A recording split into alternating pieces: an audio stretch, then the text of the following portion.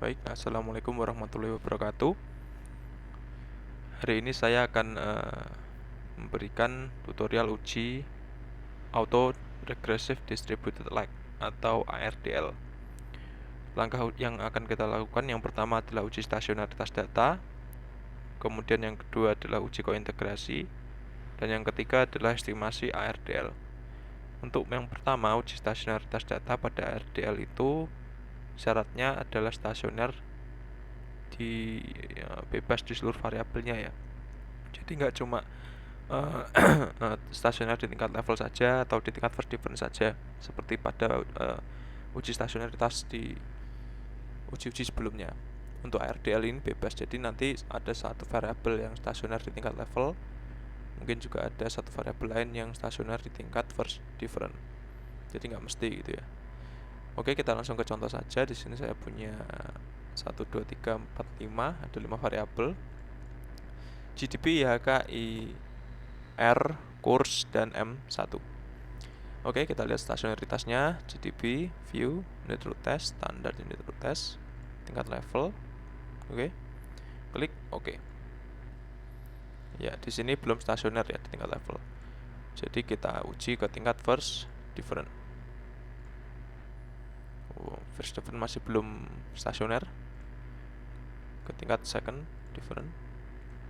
Ya, stasioner ya. Jadi kita buat catatan dulu saja. Sini berarti GDP. Oh, GDP ya. Ya betul. Second difference.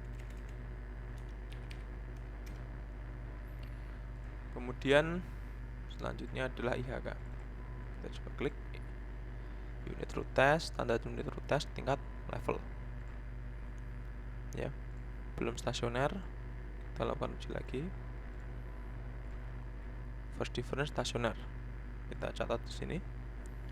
IHK first difference. Kemudian IR. Oke, view unit root test, standar unit root test, level. Ya, dia sudah stasioner di tingkat level ya, IR. Level. Kemudian selanjutnya adalah kurs. View unit root test, standar unit root test, tingkat level. Ya, belum stasioner. Kita uji di tingkat first difference. Ya, stasioner. Kurs berarti first difference. Kemudian selanjutnya adalah M1. Tingkat level, stasioner. Kemudian kita coba di tingkat first difference. Ya, stasioner ya. Jadi M1 first difference. Nah, dari kesimpulan ini kita kan bisa lihat ya, GDP itu stasionernya di tingkat second difference, IHK stasioner di tingkat first difference, IR di level, kurs first difference, M1 first difference. Kan nggak sama semua ya, nggak di second difference semua atau first difference semua atau di level semua. Maka ini bisa diestimasi menggunakan ARDL. Oke, selanjutnya adalah kita akan melakukan uji kointegrasi, yaitu bound testing ya. Kita close saja, kita klik quick estimate equation. Oke, selanjutnya kita akan mengestimasinya menggunakan ARDL. Kita klik method, kita ganti ke ARDL, kita klik, lalu kemudian kita masukkan variabelnya di sini, GDP, IHK, IR, kurs, M1. Oke, lalu kemudian optionnya kita default semua, klik oke. Nah, dari sini kemudian kita akan melakukan uji kointegrasi bound testing, yaitu caranya dengan klik view, coefficient diagnostic, long run form, and bound test ya. Oke, setelah itu kita klik. Nah, hasilnya bound test itu yang di bawah, yaitu F bound test yang ini ya. Ya, hasilnya adalah ini F bound test. Kita kopikan, kita coba taruh di sini. Nah, di sini pengambilan keputusannya begini ya. Begini. Jika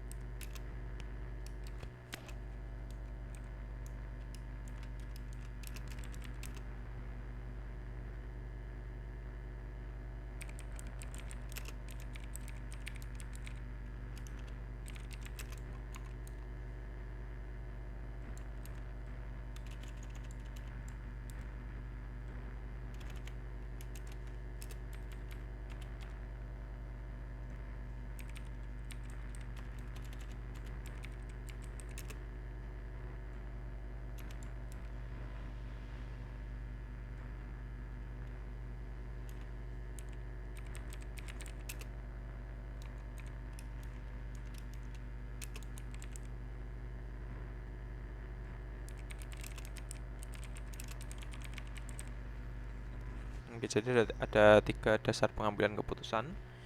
Yang pertama adalah jika F hitungnya itu lebih besar dari I1 yang ini, maka terdapat kointegrasi.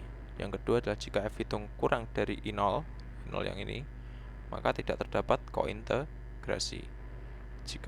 Yang ketiga adalah jika F hitung di antara I0 dan I1, yaitu di antara ini dan ini nilainya, maka tidak terdapat keputusan ya. Nah, dari sini kita bisa melihat F hitungnya itu kan 20,85 ya, yang ini 20,85 dengan signifikansi 5%, dia jauh di atas I1. Oke, upper bound. I1 ini namanya upper bound, yang I0 ini namanya adalah lower bound. Maka keputusannya adalah terdapat kointegrasi. Oke, selanjutnya kita kembali ke Fuse. Oke, kita balik lagi ke hasilnya, klik view, estimation output. Nah, jadi model yang kita estimasi pertama tadi, lag-nya itu sudah dipilihkan secara optimal otomatis lewat Fuse ya, menggunakan metode Akaike Info Criterion. Di sini dilihat selected modelnya RDL 42340. Artinya adalah ada 4 lag untuk variabel yang pertama kita input GDP. Kemudian ada 2 lag tambahan untuk variabel IHK, ada 3 lag tambahan untuk IR, 4 untuk kurs, dan 0 untuk M1. 0 artinya maka tidak ada lag sama sekali. Berarti ya variabel M1 gitu aja. Ya, seperti ini. Oke, kemudian dari sini setelah kita melakukan uji kointegrasi dan didapatkan hasilnya bahwa terdapat kointegrasi, maka selanjutnya adalah kita akan mengestimasi menggunakan model ECM untuk jangka pendeknya ya. Jadi nanti ada 2 persamaan, yaitu jangka pendek dan jangka panjang. Untuk jangka pendeknya kita akan RDL kita akan mengestimasinya dengan cara view coefficient diagnostic error correction form. Kita klik. Nah, berikut adalah hasilnya. Dan ditunjukkan di sini bahwa nilai cointag di situ adalah negatif dan signifikan ya. Di sini cointag -1 ini negatif dan ini signifikan. Error correction di situ cointag -1 itu adalah variabel koreksi kesalahan ya, atau biasa disebut error correction. Artinya adalah variabel itu artinya adalah kesalahan periode sebelumnya yang ditunjukkan oleh variabel cointag -1 ini. Nilai variabel koreksi kesalahan ya cointag -1 ini ya bernilai negatif dan signifikan. Artinya apa? Artinya adalah model ARDL ECM tersebut adalah valid dan menunjukkan adanya kointegrasi antara variabel dependent dan variabel independent. Oke, jadi kita bisa langsung mengkopinya di sini. Ini adalah hasil estimasinya.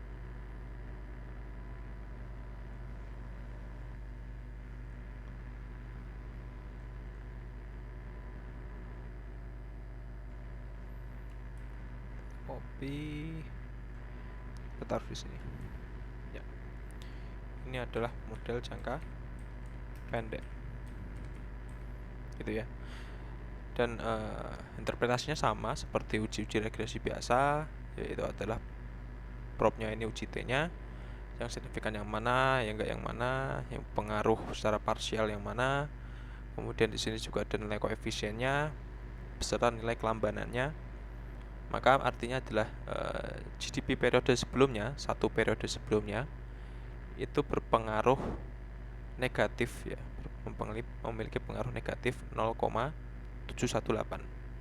Artinya apa? Artinya adalah ketika variabel GDP periode sebelumnya meningkat satu satuan, maka akan menurunkan GDP saat ini sebesar 0,71 gitu ya. Lalu kemudian yang seterusnya ke bawah ini juga kalau ada IR periode sebelumnya, yang berarti bahwa IR periode sebelumnya ketika meningkat satu satuan akan meningkatkan GDP sebesar 116. Ini ya. Oke, R square juga sama ya, saya rasa begitu.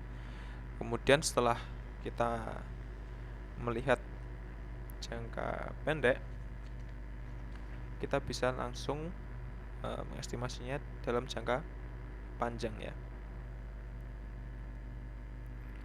Oke, estimasi jangka panjang.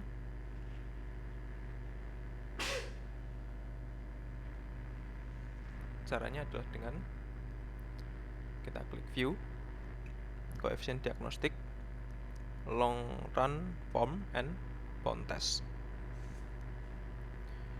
Jadi sama kayak uji bound test yang awal tadi ya. Oke, kita klik. Nah, ini adalah jangka panjangnya. Oh, maaf, ini jangka panjangnya yang ini, level equation ini ya. Kita copy,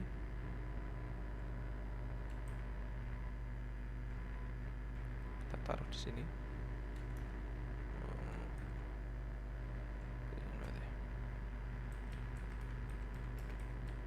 Jangka panjang.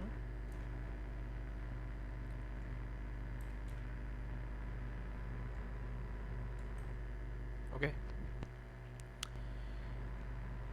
Untuk interpretasinya juga sama dengan regresi biasa ya. Cuma yang berbeda adalah nilai koefisiennya antara jangka pendek dan jangka panjang. Signifikansinya juga beda. Kita lihat di sini gagal menolak 0 semua jangka panjang. Berarti adalah dalam jangka panjang ini tidak ada yang berpengaruh ya. Kemudian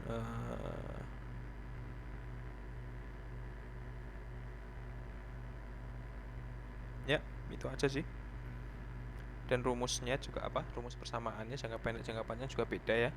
Sesuai dengan koefisiennya ini dimasukkan. Kalau misalkan ini sampai kointegmen 1 ya ditulis semuanya berdasarkan model lag yang dipilihkan, yang paling optimal menurut EFUS.